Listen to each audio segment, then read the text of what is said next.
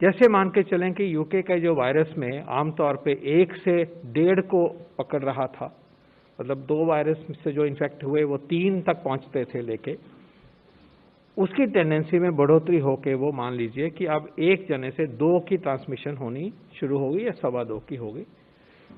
ऐसा भी कहा जाता है कि 70% ट्रांसमिसिबिलिटी बढ़ गई है इन वायरसेस में। तो ये एक से दूसरे पे तेजी से आएंगे। आप इनको ये भी कह सकते हैं कि ये सुपर स्प्रेडर बन गया ये वायरस अपने तरीके से। एक तरह से सरकार पूरे तरीके से वॉच कर रही है। हम फॉर्चुनेट हैं कि हमारे देश में बहुत रोबस्ट लेबोरेटरीज का सिस्टम है और वो पहले से ही, शुरू से ही जो हमारे देश में वायरस आइसोलेट हो रहे हैं उनके ये जीनोमिक सीक्वेंसिंग को, जीनोमिक बिहेवियर को, जीनोमिक स्ट्रक्चर को हम सिस्टमैटिकली स्टडी करते हैं। हमने हजारों वायरसेस को सिस्टमैटिकली सीक्वेंस किया कि म्यूटेशंस देखें। अभी तक जितनों को भी हमने किया है उनमें ऐसा सिग्नल हमारे देश के वायरसेस में हमने नहीं पाया है।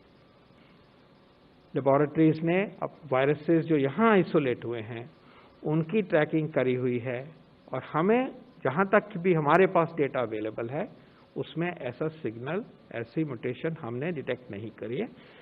25 नवंबर से लेकर 23 दिसंबर के बीच देश में जितने भी एयर पैसेंजर्स आए जो कि यूके के माध्यम से आए या वहाँ से होते हुए आए या ओरिजिनेट वहाँ से किए, ऐसे लोगों के नामों की सूची ब्यूरो ऑफ इमिग्रेशन के द्वारा राज्य सरकारों को और संघ शासित क्षेत्रों को उपलब्ध कराई जाएगी।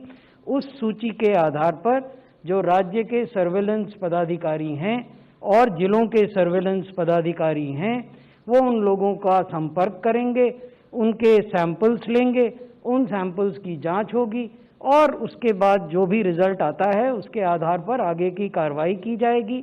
ऐसे लोगों में जो पॉजिटिव पाए जाते हैं उनके कॉन्टैक्ट ट्रेसिंग के भी जो दिशा निर्देश हैं हमने निर्गत कर दिए।